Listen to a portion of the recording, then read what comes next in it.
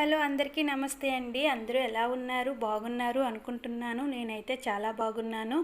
ఇక్కడ నేను morning routine vlog అయితే స్టార్ట్ చేశానండి. మార్నింగ్ నేను బ్లాక్ టీతో అయితే నా డే అయితే స్టార్ట్ చేశాను. మావయ్య గారికి ఈ వీక్ బ్లాక్ టీ ఇస్తున్నానండి. సో టేస్ట్ ఎలా ఉందని చెప్పి నేను కూడా కొద్దిగా అయితే పక్కన కప్పులో కొద్దిగా టేస్ట్ చేస్తున్నాను.